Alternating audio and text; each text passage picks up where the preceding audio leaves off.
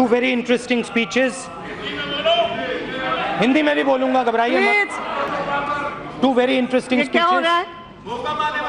One by Mr. Gala from the TDP and one from the BJP.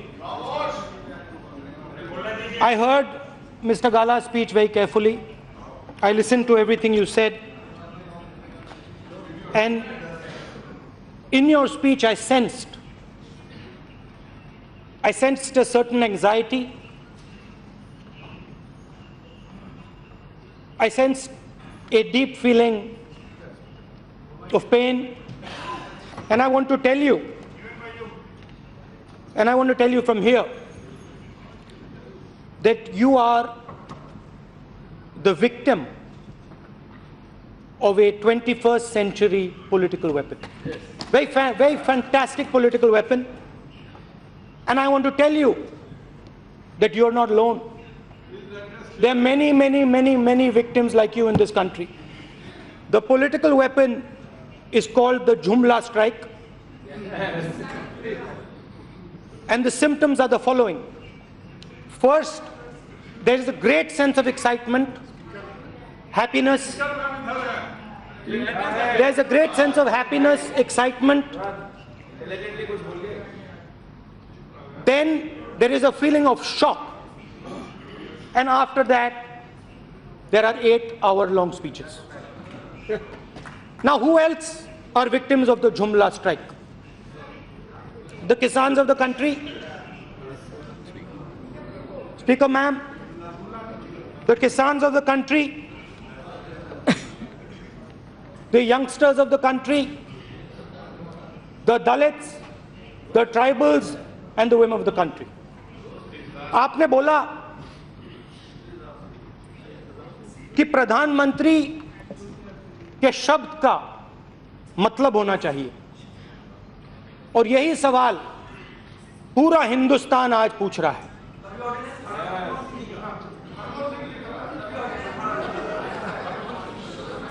₹15 lakh हर व्यक्ति के bank account में.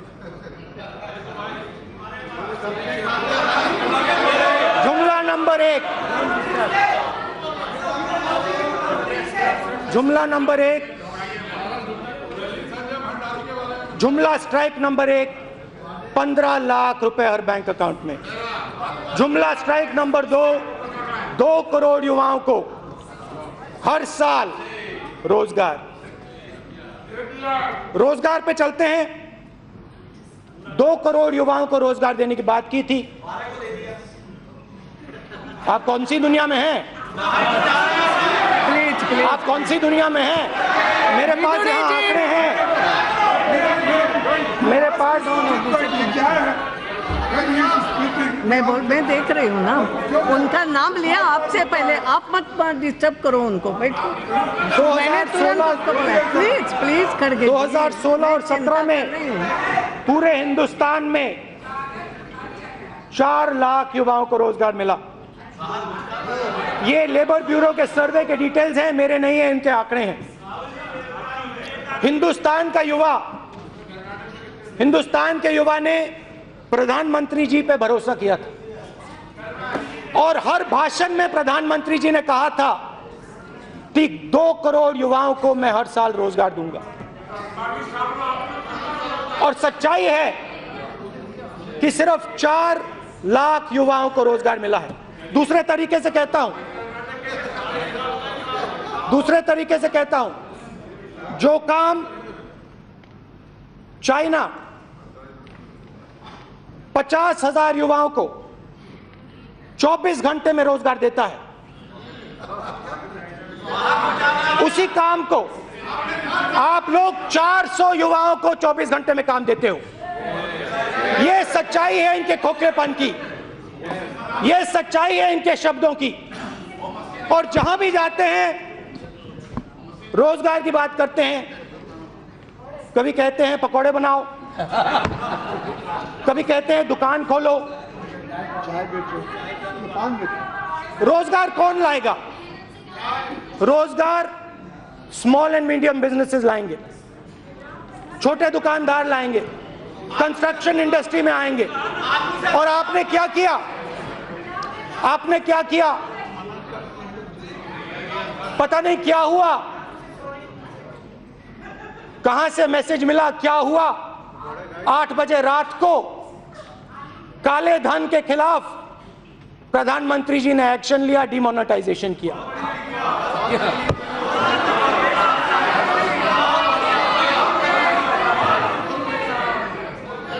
शायद समझ नहीं थी कि किसान, मजदूर, गरीब अपना धंधा कैश में चलाते हैं।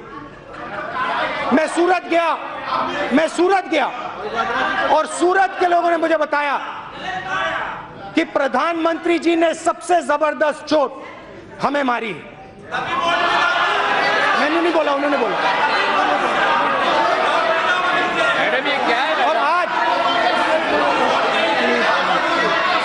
और आज बेरोजगारी हिंदुस्तान में 7 साल से सबसे ज्यादा है।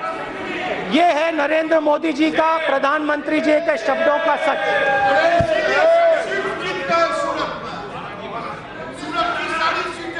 प्लीज प्लीज, नहीं, आप बैठे हुए लोगों की मत सुनो, यू कंटिन्यू। मगर वहां नहीं रुके। जीएसटी कांग्रेस पार्टी लाई थी।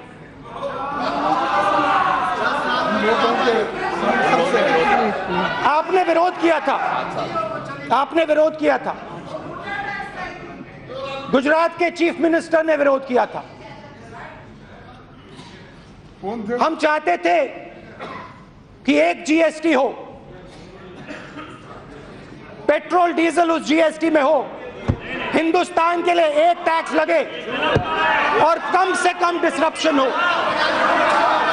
नरेंद्र प्रधानमंत्री जी की जीएसटी, 5 अलग अलग जीएसटी, और छोटे से छोटे दुकानदार के घर के अंदर आपने इनकम टैक्स डिपार्टमेंट को डाल दिया, घुसेड़ दिया, और करोड़ों करोड़ों लोगों को आपने बर्बाद किया। प्रधानमंत्री जी बाहर नहीं जाते हैं,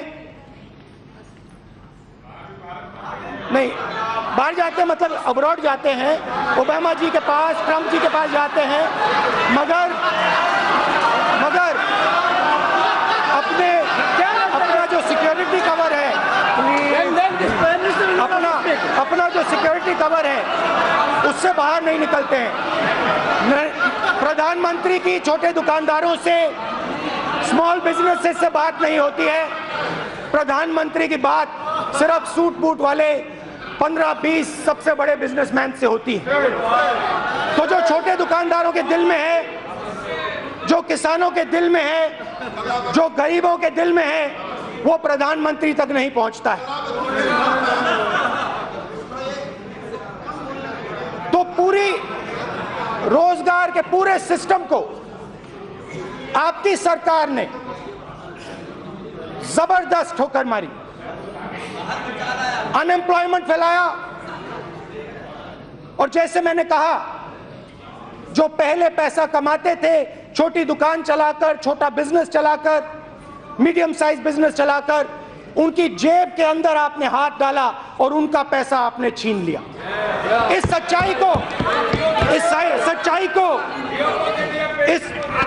सच्चाई को बदला नहीं जा सकता है। और आपने बिल्कुल सही कहा, जियो के इश्तिहार पे प्रधानमंत्री जी का फोटो आ सकता है, और वो जो शक्तियां जो इनकी मदद करती हैं, और वो 10-20 बड़े बड़े बिजनेसमैन हैं, उनके लिए ये सब कुछ करते हैं। मगर बाकी हिंदुस्तान के लिए, गरीबों के लिए, कमजोरों के लिए दिल में थोड़ी सी भी जगह नहीं है।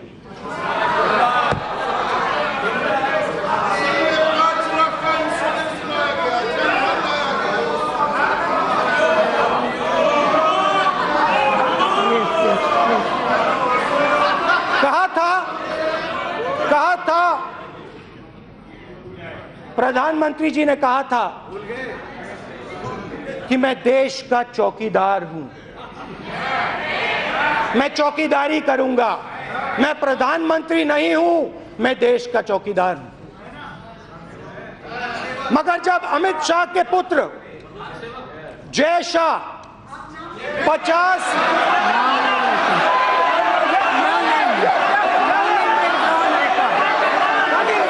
किसी का भी नाम नहीं निकाल दिया, बोल दिया। नो नेम महोदय, क्या प्रॉब्लम है इन लोगों को? नो नेम नो नेम जब बोल दिया। जय शाह नाम नहीं जाएगा। आप बैठिए। महोदय, हमारा नाम दिया। राकेश सिंह ने हमारा नाम दिया। अध्यक्ष महोदय, राकेश सिंह ने इंदिरा जी का नाम दिया, राजीव जी का नाम दिया। नहीं जाएगा रिकॉर्ड में। जब प्रधानमंत्री के मित्र के पुत्र, जब प्रधानमंत्री के मित्र का पुत्र नहीं जाएगा। Nothing. 16,000 बार अपनी आमदनी को बढ़ाता है 3 महीने में, तो प्रधानमंत्री के मुंह से एक शब्द नहीं निकलता है।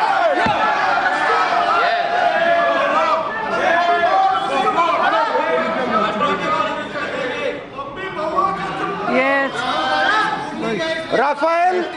राफेल हवाई जहाज हमारी यूपीए की डील में हवाई जहाज का दाम 520 करोड़ रुपए प्रति हवाई जहाज। पता नहीं क्या हुआ, किससे बात हुई, पता नहीं क्या हुआ, किससे बात हुई। प्रधानमंत्री जी फ्रांस गए, वहां पे किसके साथ गए पूरा देश जानता है। और जादू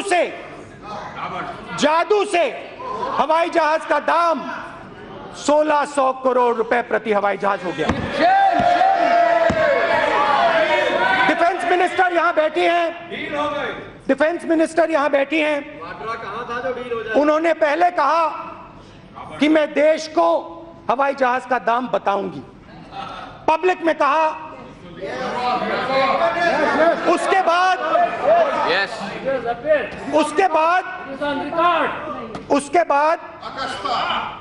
बाद डिफेंस मिनिस्टर ने क्लियरली बोला कि मैं ये आंकड़ा नहीं दे सकती हूं, क्योंकि फ्रांस की सरकार और हिंदुस्तान की सरकार के बीच में एक सीक्रेसी पैक्ट है। मैं स्वयं फ्रांस के राष्ट्रपति से मिला और मैंने स्वयं फ्रांस के राष्ट्रपति से यह सवाल पूछा, क्या ऐसा कोई पैक्ट हिंदुस्तान की सरकार और फ्रांस की सरकार के बीच में है?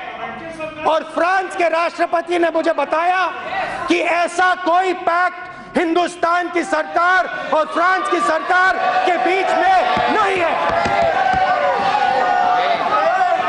यह सच्चाई है। और उन्होंने मुझे बताया इससे कहने से मेरा कोई इतराज नहीं है। आप यह बात पूरे हिंदुस्तान को बताइए।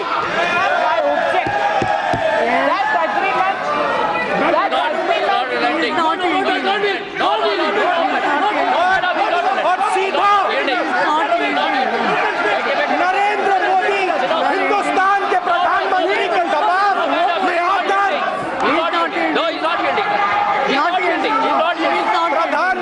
दबाव में आकर निर्मला सीतारमण जी ने देश को झूठ बोला है।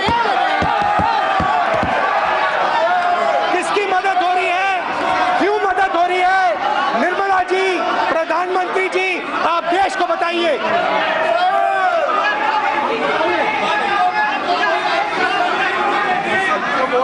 असत्य बोला है।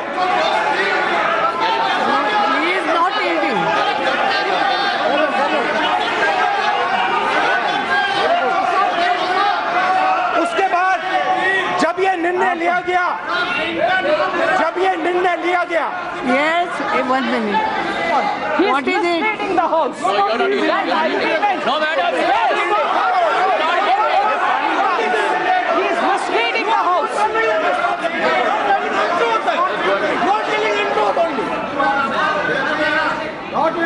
एक मिनट, आप बैठिए ना।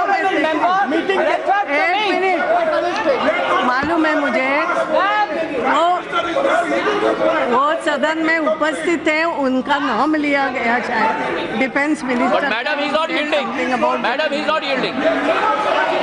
I will allow you also after it. I know. During their time, man.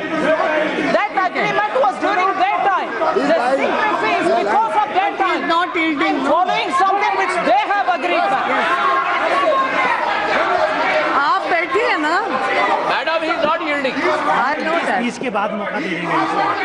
After मैं इसके बाद आपको मौका दूंगी। अभी वो यील्ड नहीं कर रहे हैं। In the house, okay. Yes. उनके बाद रिप्लाई का मौका आपको देंगे उतने में। The defense minister has clearly spoken an untruth. The fact of the matter एक बात is है, that Rahul the ji, French president personally has told me एक मिनट, that there is no बार deal. बार डिफेंस मिनिस्टर का नाम लिया जा रहा है इसमें, इसलिए आपके बोलने के बाद आपको बिल्कुल मौका दूंगी, क्योंकि she is there in house. ऐसा नहीं, डिफेंस मिनिस्टर स्पोक अनट्रूथ, ये बात कही ना आपने अभी। एक मिनट, ठीक है ना, तो आपको दे दूंगी। Yes, The fact of the matter is whatever it is. that I met the gentleman in Delhi. You can check the records. आप बोलिए। Don't respond. And the gentleman clearly said that there is no secret pact Okay. between the Indian government and the French government. Yes. So the defense minister has clearly spoken an untruth. I want to understand. ये untruth शब्द अभी नहीं जाएगा, because I she will clear the position. Madam, untruth is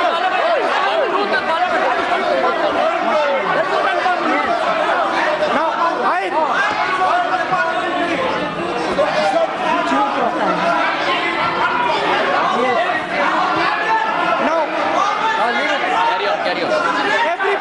everybody understands. हो गया, मैंने बोला ना।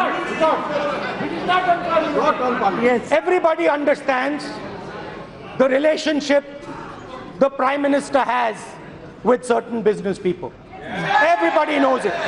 Everybody understands and everybody can see the amount of money that goes into the marketing of India's Prime Minister. And everybody understands who it comes from. One of those people was given the Rafael contract, and he benefited thousands and thousands and thousands of crores. The contract was taken away from HAL. Madam, he cannot trade unsubstantiated.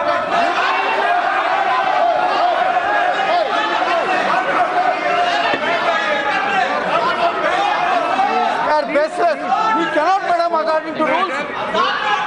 एक एक शब्द को नहीं, मैं देख रही हूँ। And the gentleman, the gentleman benefited to the tune of approximately 45,000 crore rupees. This is the truth. Now the Prime Minister must explain, and he must answer in this House, whether the Cabinet Committee for Security took this decision or not. The Prime Minister must also explain why this contract was taken away from HAL and the youngsters of Karnataka and given to a businessman who had a debt of 35,000 crores and has never ever built an aeroplane in his life. Now these are the things that the Prime Minister of India must explain. He must explain why a businessman has been favored. I know, I can see he's smiling, but there is a touch of nervousness in the gentleman. There is a touch of nervousness in the gentleman, and he is looking away from me. I can understand that. And now he cannot look into my eyes. He cannot look into my eyes. I can see that. How can it be? Because the Prime Minister has not been truthful. That is the fact. Now, let me move on. Let me go down the list. The idea of demonetization was to damage and reduce 1 minute. What point of order you have? पूरे देश ने अभी देखा है, मैंने प्रधानमंत्री के बारे में साफ साफ बोला है और प्रधानमंत्री अपनी आंख मेरे आंख में नहीं डाल सकते हैं। ये सच्चाई है। ये कोई कभी उधर देख रहे थे, कभी उधर देख रहे थे, मगर सच्चाई है, सच्चाई है। चलिए चलिए,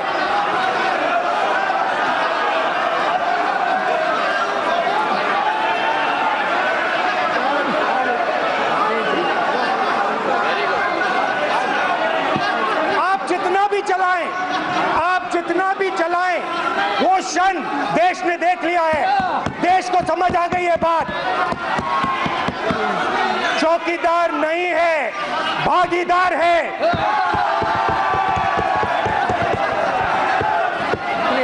अब चलते हैं फॉरेन पॉलिसी पे, थोड़ा फॉरेन पॉलिसी के बारे में बोलते हैं। प्रधानमंत्री जी ने चाइना के राष्ट्रपति के साथ गुजरात में नदी के किनारे झूला झूला था।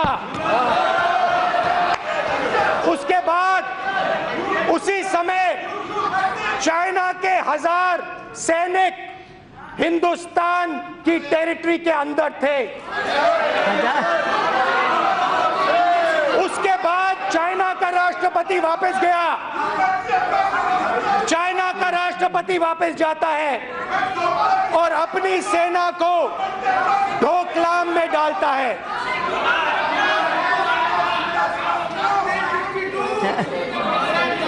हमारे सैनिकों ने अपनी शक्ति दिखाई।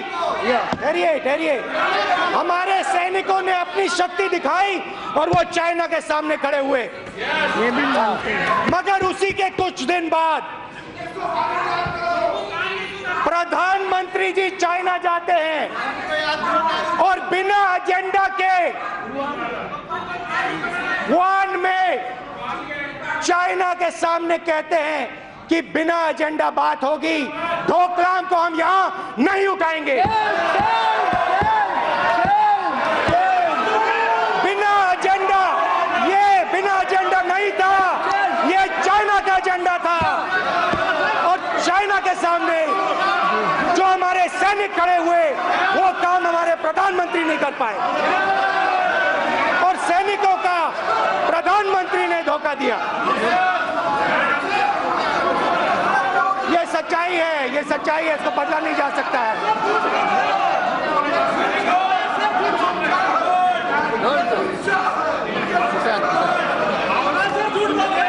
किसान कहता है, प्रधानमंत्री जी आपने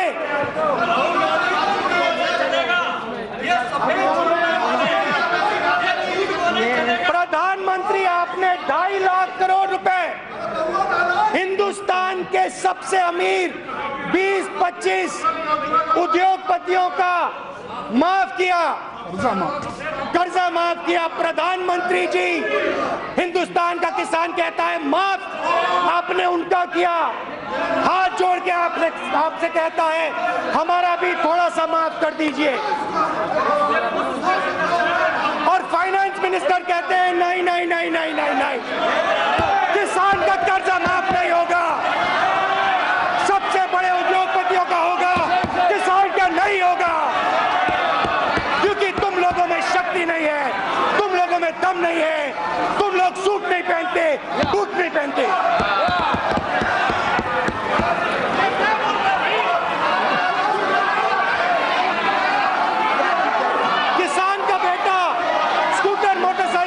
चलाता है, पूरी दुनिया में पेट्रोल के दाम नीचे गिर रहे हैं, हिंदुस्तान में ऊपर, क्योंकि नरेंद्र मोदी अपने मित्रों के जेब में पैसा डालना चाहते हैं। प्लीज बैठिए तो सही।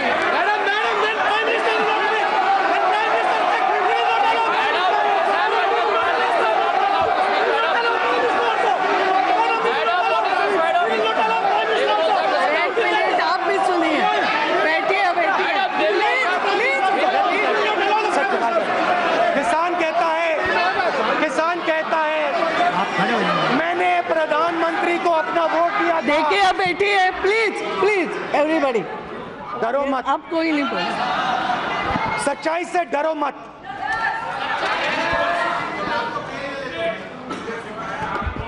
तो स्पीकर मैडम, किसानों की बात हो रही थी। किसानों ने हाथ जोड़कर प्रधानमंत्री से कहा था कि हमारा भी आप कर्जा माफ कीजिए।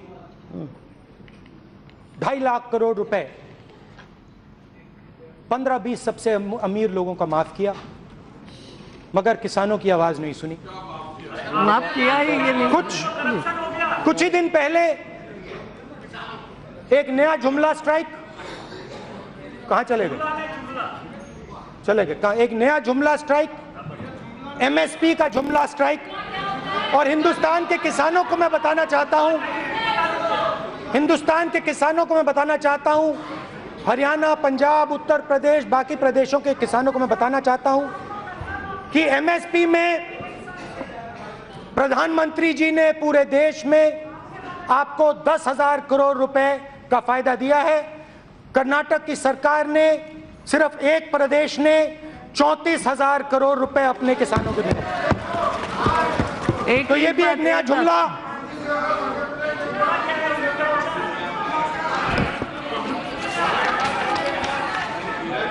अब चलते हैं, महिलाओं की बात करते हैं। कुछ ही दिन पहले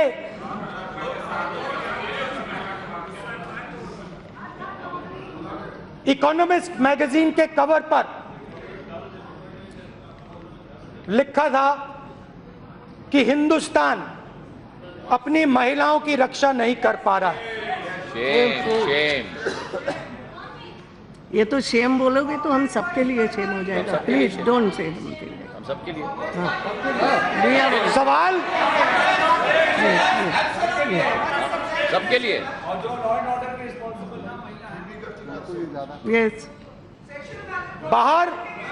बाहर देशों में ओपिनियन है कि हिंदुस्तान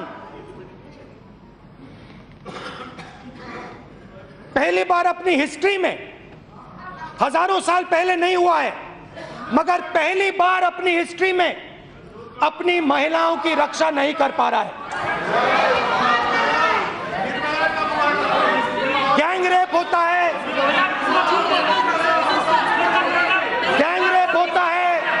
महिलाओं पे अत्याचार होता है।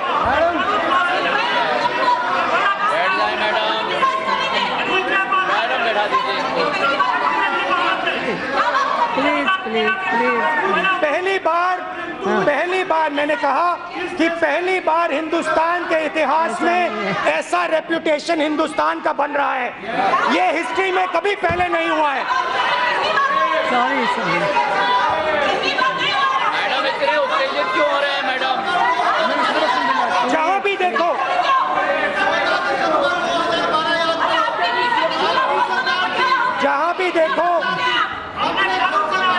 मैडम इतने उत्तेजित क्यों हो रहे हैं?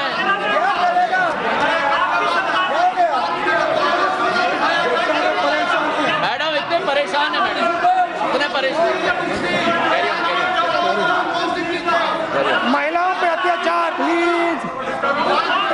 पूरे देश में, ये बार-बार दलितों, आदिवासियों, माइनॉरिटीज पे अत्याचार, लोग मारे जा रहे हैं, पीटे जा रहे हैं, कुचले जा रहे हैं। प्रधानमंत्री के मुंह से एक शब्द नहीं निकल सकता है। क्या दलित, माइनॉरिटीज और आदिवासी हिंदुस्तान के नहीं हैं?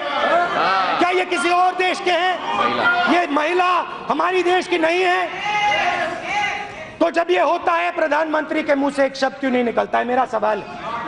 अपने भाषण में वो उसका जवाब दे। उनके मंत्री जाके हार डालते हैं, उल्टा उनके मंत्री जाकर उन पर हार डालते हैं। इससे हिंदुस्तान का फायदा नहीं होता।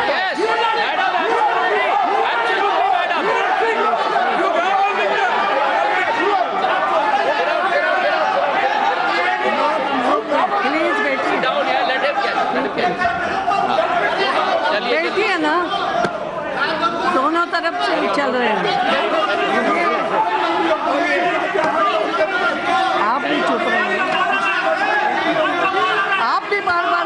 can take his name. बैठो तो हिंदुस्तान में प्लीज प्लीज कोई किसी का मैडम नाम ही नहीं लिया मैडम, नाम ही नहीं लिया मैडम, प्लीज मैडम नाम ही नहीं लिया मैडम। प्लीज बैठिए, चलिए बताइए। तो जहां भी देखो कहीं ना कहीं किसी ना किसी हिंदुस्तानी को मारा जा रहा है, पीटा जा रहा है, कुचला जा रहा है, दबाया जा रहा है। प्रधानमंत्री एक शब्द नहीं कहते हैं। अच्छा जी बोलिए, क्या हुआ?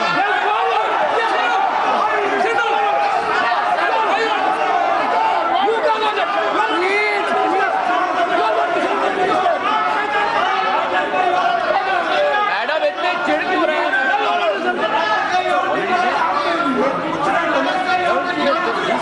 अनुराग जी प्लीज बैठिए, बैठिए घर आप बैठिए प्लीज।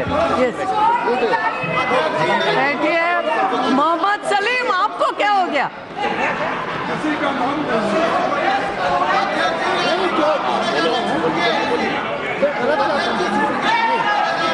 तो जहां भी देखो कहीं ना कहीं किसी ना किसी हिंदुस्तानी की हत्या हो रही है, किसी ना किसी हिंदुस्तानी को पीटा जा रहा है, मारा जा रहा है, दबाया जा रहा है। ये देश को शोभा नहीं देता है। और जब ऐसी बात होती है तो प्रधानमंत्री का फर्ज बनता है कि वो देश को बताएं, अपने दिल के अंदर जो है वो देश को बताएं।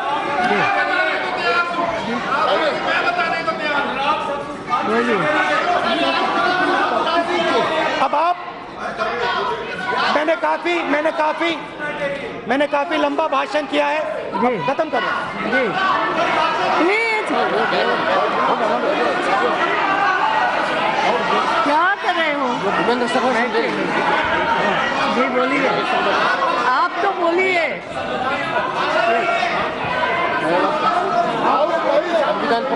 तो जब भी किसी ना किसी को मारा जाता है, दबाया जाता है, कुचला जाता है, पीटा जाता है, तो वो सिर्फ उस व्यक्ति पे हमला नहीं हो रहा है, वो अंबेडकर जी के संविधान पे, कॉन्स्टिट्यूशन पर और इस हाउस पर हमला हो रहा है।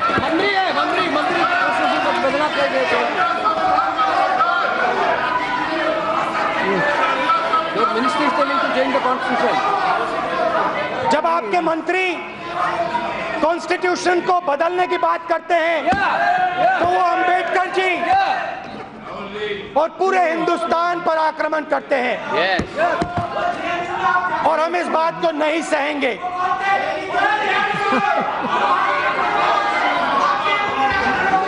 विदुरी जी क्या हो रहा है? विदुरी जी बैठिए। यस मगर yes the Prime Minister, now this is an important part of my speech, so if you would let me say it. It's interesting, you like it, you'll enjoy this one. The Prime Minister and Mr. Amit Shah are two very different type of politicians.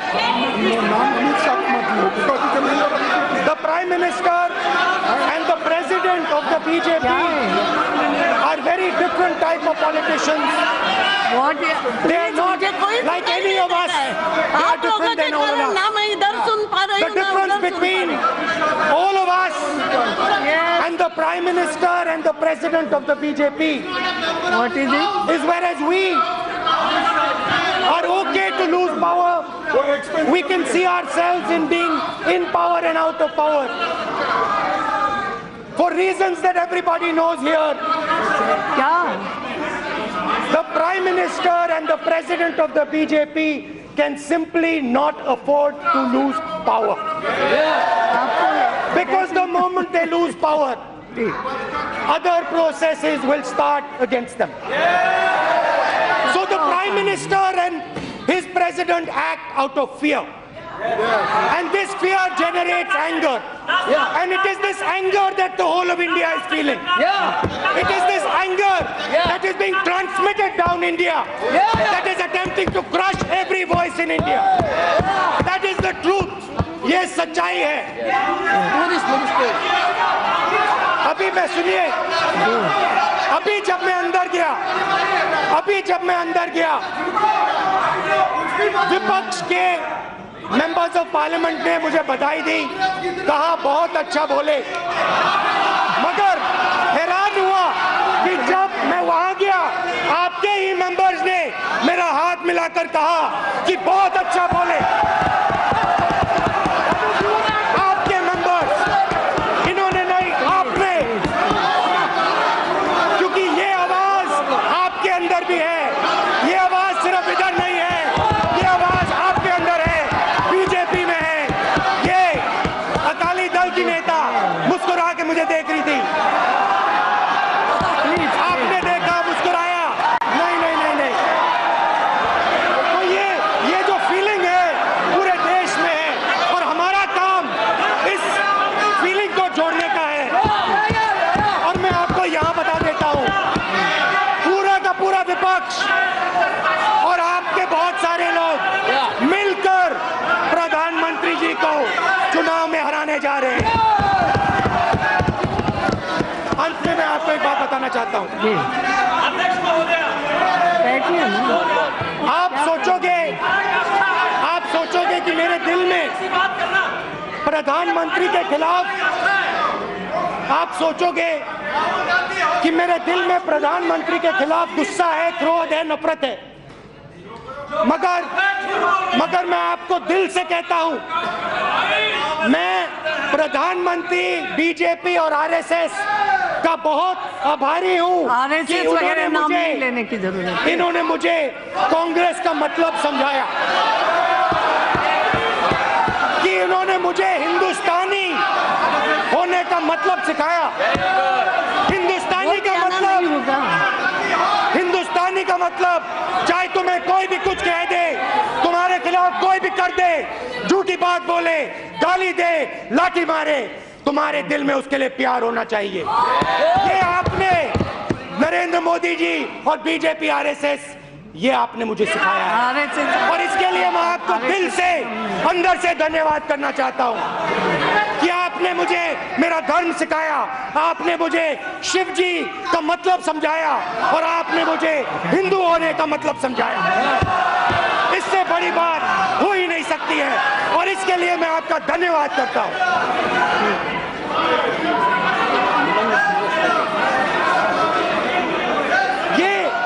ये हमारे देश का इतिहास है. Yes please. ये हमारे देश का इतिहास है, और मेरे अंदर, आपके अंदर मेरे लिए नफरत है, आपके अंदर मेरे लिए गुस्सा है, आपके लिए मैं पप्पू हूं, आपके लिए मैं अलग अलग गाली दे सकते हो, मगर मेरे अंदर आपके खिलाफ इतना सा भी गुस्सा, इतना सा भी क्रोध, इतनी सी भी नफरत नहीं है. मैं कांग्रेस हूं, और ये सब कांग्रेस हैं, और कांग्रेस ने और इस भावना ने इस देश को बनाया है. इस बात को आप कभी मत भूलिए. और ये भावना आप सबके अंदर है, और इस भावना को मैं आप सबके अंदर से निकालूंगा. एक एक करके मैं आपके अंदर से, आपके अंदर जो प्यार है उसको निकालूंगा, और आप सबको कांग्रेस में बदलूंगा. धन्यवाद. नमस्कार.